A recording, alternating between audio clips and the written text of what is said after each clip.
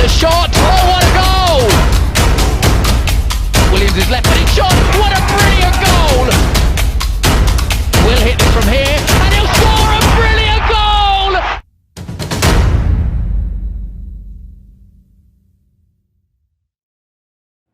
Hello Blue Army and welcome to a big final day of the season. Pompey of course taking on Accrington Stanley in Sky Bet League 1.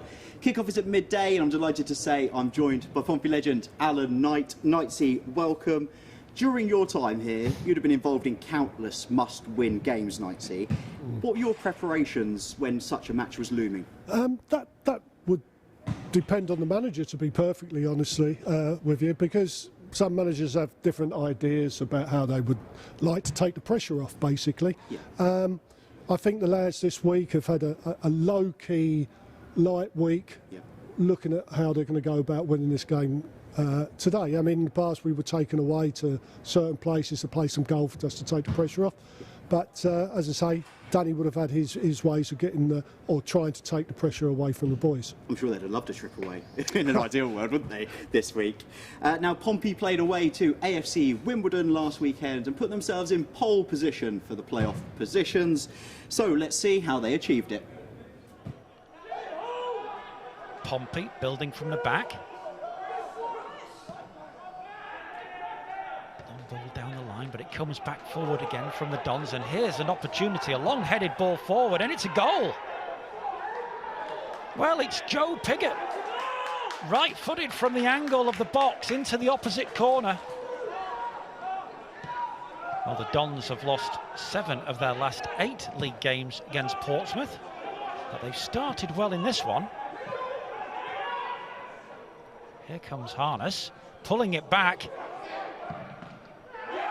And that's the equaliser. Equaliser for Portsmouth, and it's Ronan Curtis with the leveller of the Wimbledon goal.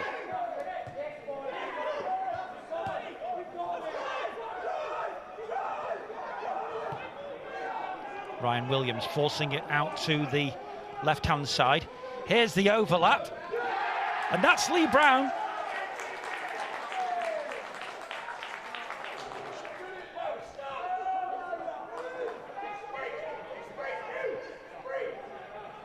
Well into added on time now, and Pompey looking like they might going 2-1 up, but that's really well recovered by Lee Brown, and he gets it again, and they'll be going into the break 3-1 up.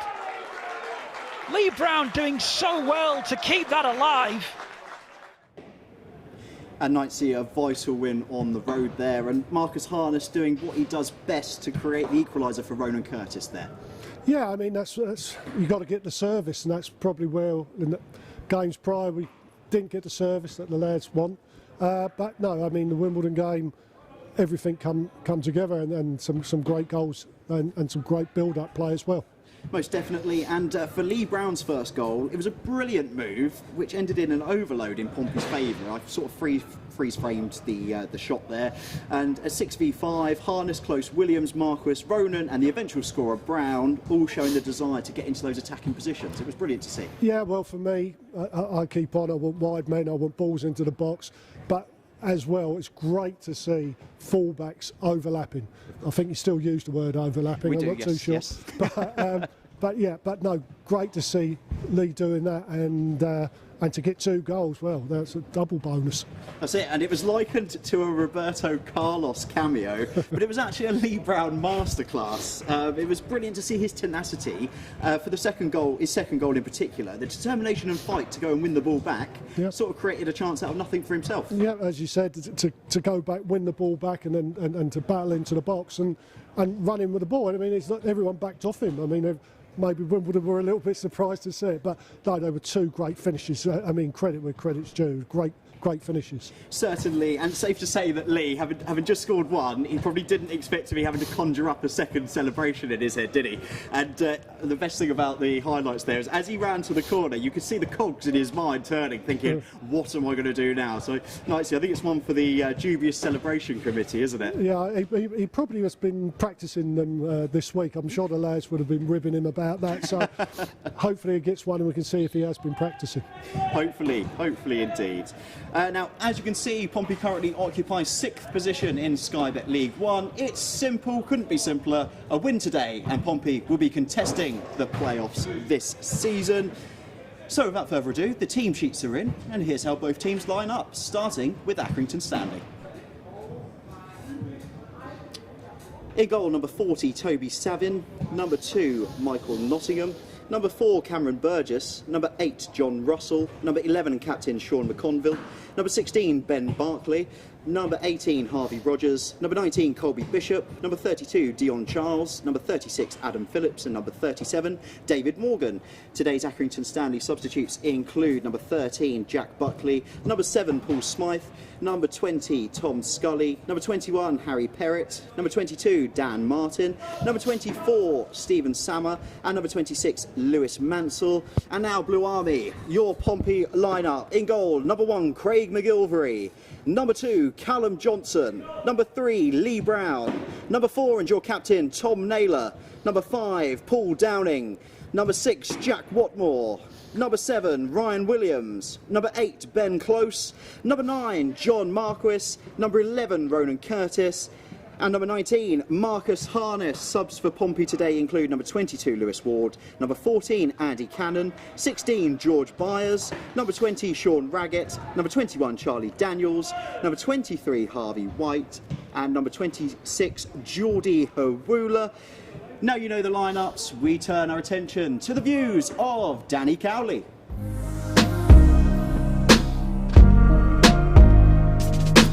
Really pleased that it's on our terms. It allows us to put all of our focus and energy into us and our performance. And like I've said from day dot, that it's about the performance, and if we get the performance right, then ultimately the outcome takes care of itself. For us, we have some of the best attacking players in the league. There's that I'm in absolutely no doubt. And big games are for big players, and we believe that we have big players, and we're looking to perform at our best come Sunday. It's a great game for us. It's a great game for the football club. We know what it means to the people of Portsmouth to reach the playoffs. I think lesser groups, with the amount that's gone against them this season in terms of injuries, in terms of key suspensions, wouldn't have created this opportunity. So I think we have to credit the players for creating this opportunity. And now what the best players do and what the best teams do is when an opportunity presents itself, they take it. Of course, there may well be some added poignancy to the game with the sad passing of Alan McLaughlin, which we saw earlier this week. Yeah, just desperately sad news for everybody associated with Portsmouth Football Club. Alan was a fantastic person, a fantastic player. I think the word legend probably gets overused in football, but it's certainly very true of Alan and his relationship with Portsmouth Football Club. I can remember him as a player, remember him really, really well. I remember him back in his Swindon days, and then obviously over 300 games for Portsmouth. I can remember the goal that he scores for the Republic of Ireland against Northern Ireland that got them to the 1994 World Cup, and an outstanding player, by all accounts an even better human being. He touched a lot of people's lives in Portsmouth, particularly some of the players in our dressing room today, and I know he had a big influence on their careers. So we just, from everybody associated with the club, just want to send our condolences and our love and our very best wishes to Alan's family at this really difficult time. Jack's been outstanding since the moment we arrived at the club, a top player. He's been a huge miss to us in the last 4 games. And it's been brilliant to have him back. He's trained really well throughout this period. It's been a difficult period for him because it's such an important time of the season, and he's played such a key role in the team and throughout the season, really. So it's been really tough for him, but he's trained so professionally, been so dedicated and committed to his training.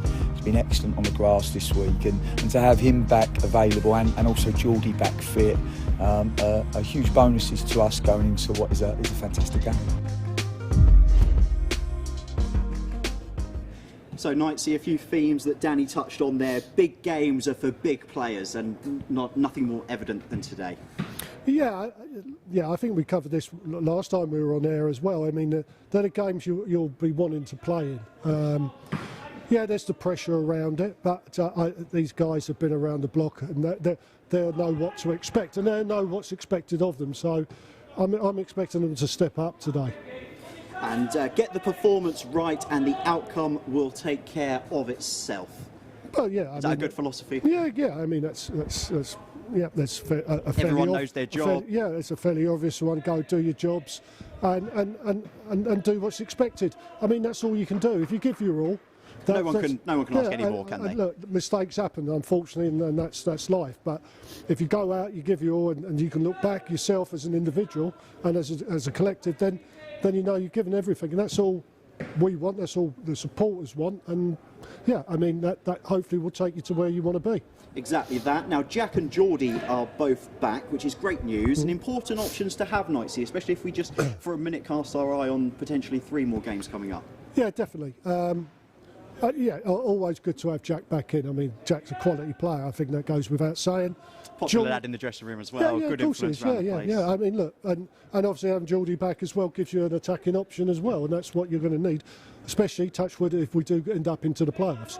I mean, and obviously the really interesting one is Paul Downing. He's come in. Yes. And has come in, and the manager has obviously seen that at the moment he feels he is the best player to be playing, and he's playing players that are at the top of their game at the moment, and long may that continue. And I mean, you mentioned Paul Downing in the modern game, consummate professional, really, hasn't he? I mean, for those of you that don't know, we do the lounges and go around and meet the Fratton faithful on a match day, on a normal match day anyway. And Paul Downing obviously hasn't been involved in many squads, so he does get included in our talks, doesn't he? But what an absolutely brilliant professional. He's just kept his head down. He's always willing to meet the fans, and you know, the junior blues signed something for them and stuff like that. And he's never complained. He's never kicked off about it. He's never really been, you know, a moody sort of player, has he? He's just kept plugging away, and luckily, fortunately, hopefully he takes it with both hands. He's got his opportunity now. Yeah, I mean, it's a bit of a storybook in a way. And, yeah. But no, you've hit the nail on the head. I mean, as you said, he's come around the lounges. And he's not been involved. He's been way out in the long grass, for want of a better word. And, but he's always come along. He's always been shown willing. Yeah, shown willing. He's engaged with the supporters, and it's difficult when you're out of the team and in the position he was in. But he's always been the ultimate professional, as you said, and he is a nice guy as well. And I'm really pleased for him, and I hope he goes out and scores the winner for us today. Go on, Paul. Or at Wembley, nicely. Well, either I don't mind. We know what it means to the people of Portsmouth to reach the playoffs. Danny Cowley's final sort of thoughts there. Yeah, I mean, first and foremost, get to the playoffs. That's the big thing, and obviously it's been a crazy year, and the build up to this now and to where we are now. Maybe where, without getting too far in front of myself, maybe where we are sort of on the periphery, or maybe staying in the playoffs, where in the past we've been there and settled in, and been maybe a little bit lackadaisical. But yeah, I think if we can get a good result here today, get ourselves or maintain our place in the playoffs, hopefully that will give us the momentum to go on and go further. But today's what it's all about, first and foremost. Again, not getting myself too far ahead of myself. And a nervy morning for the fans. I'm sure you're all at home sort of concentrating on the game. And I think I saw on social media sort of last night, people were like, "Oh, nervous," you know, want to get into the game now. Yeah, definitely. I mean, keep on about it. Wish the crowds could be here. Wow, imagine it. It would be absolutely. It'd be deafening right now, wouldn't it? It'd be electric, and that's another obstacle that the lads have to get over as well. Because no matter what you say, and it's not just us. Every club's missed their supporters massively, and it would have been really, really massively important for us today. But we've got to contend with what we've got and do the job. I mean, we spoke about it prior, and what Danny said on his clip as well. Go out, do a professional job, and just give our all. That's all we can ask. And to echo the gaffer's sentiments, everyone associated with Portsmouth Football Club was deeply saddened to hear of the loss of club legend Alan McLaughlin. We'd like to extend our condolences and send our love to Alan's family and many, many friends.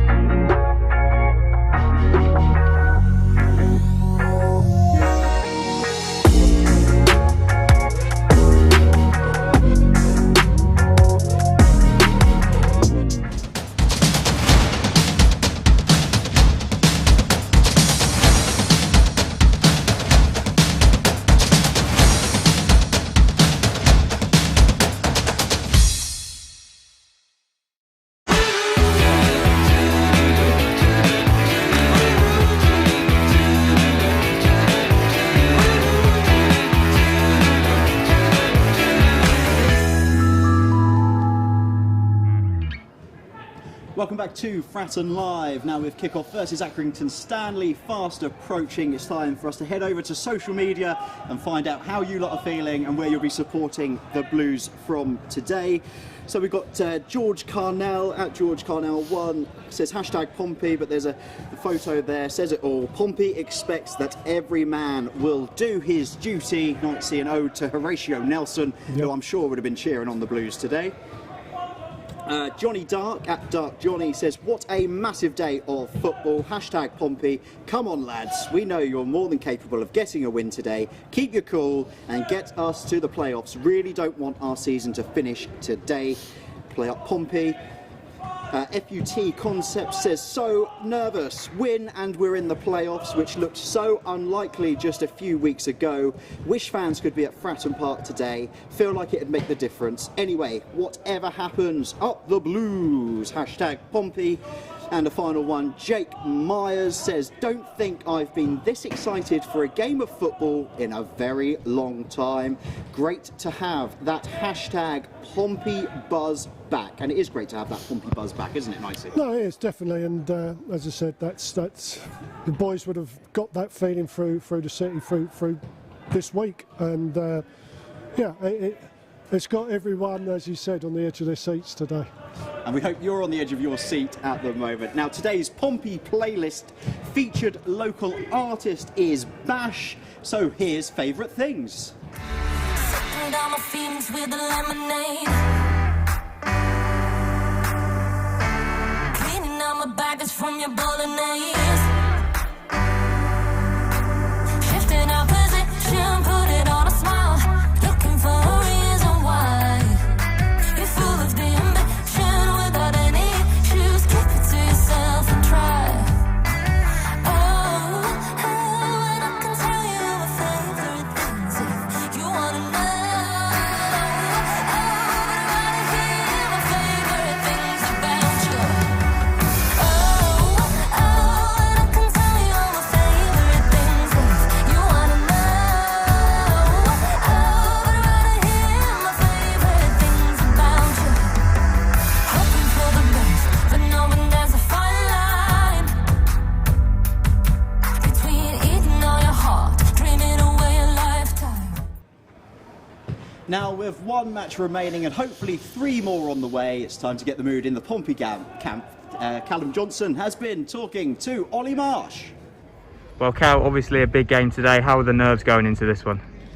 Yeah, it's obviously a massive game, but you need to thrive in these moments, I think, and we just need to play like we know we can play and sort of come away from the game knowing that we've done everything we possibly could, with no regrets, really. And how has the preparation been, obviously, with a full week of training? Do you feel like you're in the right frame of mind and you've done all the right things to get yourself prepared for this one? Yeah, that's it. You know, we've done all the preparation we can, and leading up to the game, we've done everything possible. Now it's just up to us. The staff have done everything they could. We've got all the facilities. It's just up to us really now to execute the performance, really. Obviously, it's your former club. You must know a few familiar faces there. How does that sort of affect things?